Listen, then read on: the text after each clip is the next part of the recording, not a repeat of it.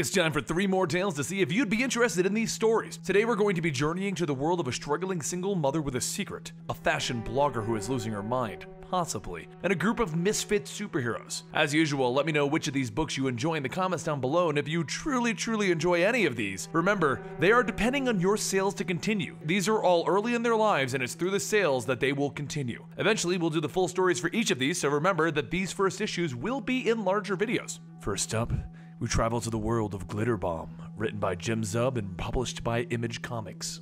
A stuffy man in a suit stands in front of her. Let me be honest, Farah. You've never belonged. It's always been a bad fit. There are 2 types of people that we represent: trendsetters and genetic lottery winners. You're not an internet celebrity, controversial mouthpiece, or a gifted disabled minority, whatever the hell. You look okay for a middle-aged mom, but you're not giving any 12-year-old boys wood when you walk by. You get it? I need an angle, something that I can sell. A tentacle with a nail on the end of it shoots out of Farah's mouth and through the stuffy man's head. Then it pulls itself back into her mouth, and his eyeball falls out of his head, and he hits the ground, and we see Farah's eyes are pure black. Sell that, you rotten man. She then comes to her senses, realizing it happened again. 6 hours earlier, Farah was sitting at an interview with another younger girl. She finds out that the girl's here for the same part, and she begins to go on about how she needs this part. She needs it! After being rather depressing about how bad things are getting for her and how much she does need it, Brooke, the girl that sat down next to her, recognizes her, asking if she's the girl from the show Spacefarers. And then Brooke tells her she used to love watching the show when she was 8, but now Farah is ancient. Then the casting director comes out to let Brooke and a few others know they're getting a call back, and Farah isn't. She goes out to her car defeated, and she places her head into her arms until her phone buzzes. It's Kaden, the babysitter, asking if she got the part, and if she told her agent about her yet. Farah drives back into the city, where she parks on the beach, and she goes to have a seat on the sand. After a bum comes by asking for change, she turns him away, and Farah decides what she needs to do. She stands up and she begins to walk into the ocean in front of her, and she goes deeper and deeper with her eyes closed. And then just as she's prepared to do something that she shouldn't, a voice speaks up telling her, "Welcome back." And it sucks her down into the waters. As she's swallowed up by the darkness of the ocean, she hears a voice. "Lost, angry, vulnerable. Show me your pain. Give me something to destroy." Then she washes back up on the beach, and the bum kneels over her and begins to rifle through her bag, telling her that he saved her, so they should trade. Then, her face splits open, revealing 4 tentacles that burst through the bum's head, and she begins to devour him. When she comes back to her senses, she finds herself covered in blood, wondering what just happened. She went back home covered in that blood and got yelled at by the babysitter for being so late, but before she could resolve anything, her agent called her back into his office. He wanted to talk, so Farah changed out of her bloody clothing and headed on over, where she met a stuffy man in a suit. And that resolves issue 1 of Glitterbomb. I had no idea what to expect going into this one, and I loved it. It's definitely one that I'll be picking up to see where it goes, and I hope you'll enjoy it with me. Now we go to another girl lost in the world of celebrity, but a different kind.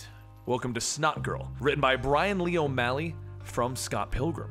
Lottie Person is a 25-year-old fashion blogger from downtown Los Angeles, and she just woke up in her bed with tears running down her face, covered in snot. She quickly went to her haters' brunch, but discovered that she was the only one that managed to arrive, making her realize she's the only one who actually went to the haters' brunch. If you're wondering what she does, she shares daily outfits and styling tips with a devoted fan base of more than, well, that doesn't matter. And her life is pretty much perfect, except all of her friends are horrible people. That and she has allergies, really bad allergies. On the blog, she's perfect. Nose never running and her hair exactly where it needs to be. It looks like she woke up perfect and she's the best fashion blogger around. Except there's another Lottie. One with a snotty nose, teary eyes, and glasses on, who sits in a room with a box of Kleenex bad-mouthing the other fashion bloggers. But forget that version of Lottie as she re-enters reality, and she goes back to phone cyber-stalking her ex. Until the barista calls out her name for her coffee and another girl grabs it. Lottie is stunned. This other girl is so hot, and she tells Lottie, "Half-calf cold brew with non-fat almond milk and 1 pump of lavender syrup. That's my exact order." And Lottie is shocked because that is her exact order. And that's when Lottie met Caroline and dubbed her Cool Girl. You see, it all started with a girl named Misty. She was just too cute for the name Misty, so Lottie called her Cute Girl. This led to her dubbing all of her friends or people that just entered her life normally various names. Norm Girl, Trash Boy, Goth Girl, Shoe Girl, and Scandy Girl. Obviously, she never told any of these people the names that she called them, and Caroline and Lottie began to get along so well that they decided to later hang out, and Caroline took down Lottie's number, even cracking the joke that she should get it tattooed to her arm.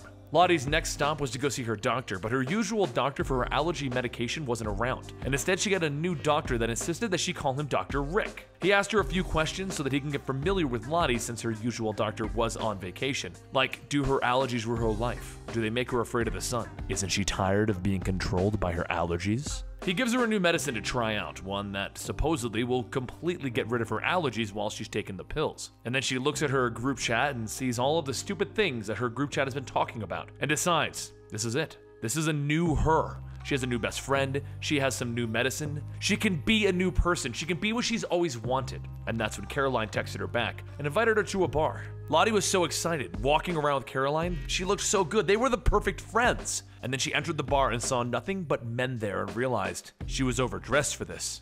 Caroline walked over and asked Lottie what she wants, and she explains that it was a whiskey bar, but they do have beer if she really wants that. Lottie is confused, she looks so uncool here. Why is Caroline being so nice? But Caroline gives Lottie a shot of whiskey, telling her to relax, and she sips it and gets an instant warmth, which confused her. Is this the drink? Is she drunk? But Caroline continues to make her feel better, giving her her bomber jacket to use. They sit and talk, and Lottie reveals that she hasn't kissed more than one boy, and she's almost 26 years old. Caroline points into the crowd asking Lottie if she wants to change that tonight, and that's when she sees him, her ex-boyfriend, with his new girlfriend. She runs off into the bathroom with tears and snot running down her face, and she can't remember when she took her last pill, or not. Why aren't the pills working if she took one? She drops the pills on the ground, and they're all round and rolling around, and she panics trying to pick them up. And that's when Caroline runs into the bathroom to check on Lottie. She kind of put it together that Lottie saw her ex-boyfriend, but after seeing her like this, like no one has ever seen her before, she cracks a joke. Hey Lottie, I thought of a funny nickname for you. Snotty. She walks forward, slipping on the pills on the ground, and crack! She hits her head as she goes down. The blood begins to pool up, and Lottie hits the floor, not knowing what to do. She just wanted to be friends with Caroline. And that resolves issue 1 of Snot Girl. Don't forget, if you want to check this one out, it's being published by Image Comics, and it's being written by Brian Lee O'Malley. You need to check this one out, trust me. It's a lot better than I made it sound in this video, but definitely check it out. Links will be down below as usual.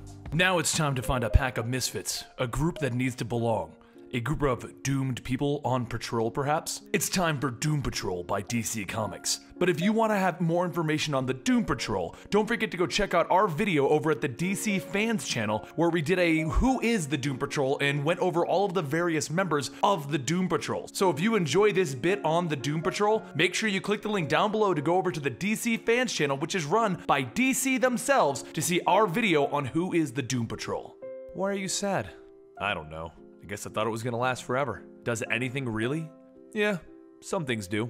And then a woman snaps out of her trance that she was in, asking her partner in the back of the ambulance if he said something. Were they having a conversation? And he responds, stating that what they're doing is trying to save a life. So Casey races down the roads and manages to get the patient to the hospital where he's dropped off, and she high-fives her partner. This is Casey Brink, and she only wants to do good things. In her ambulance, she's home. Every second behind the wheel is one step closer to her having to not say, "We did everything we could." She hates saying that. Her partner Sam then tells her that she has to meet his son. His son is weird, and she stops her game to ask him, "I'm weird?" "Well, yeah, you were driving like crazy, and the story you told me about your prom?"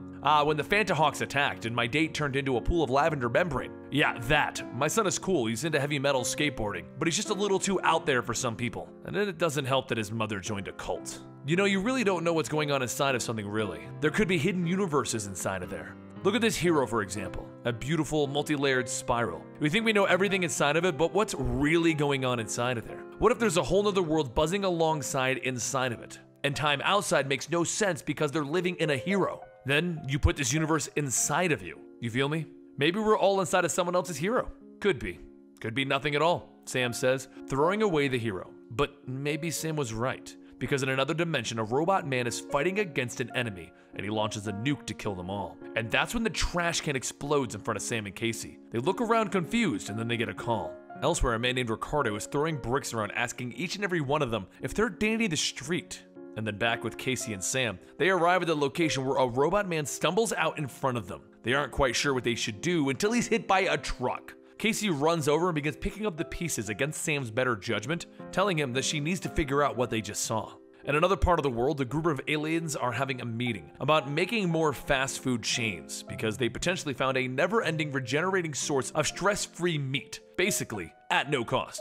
They find a sentient organic generator sprawl, and they're going to infiltrate and capture the source to make Danny Burgers. He then shows the new logo, one with a brick and a burger. Meanwhile, back with Casey, she walks into her place with a box filled with robot parts, and a very angry roommate tells her to move her junk and pay her rent. That's when they get a knock at the door and a singing telegraph begins. She taps, she dances, and then she blows up Casey's roommate, wishing Casey happy birthday. And Casey looks at her. It's not even my birthday.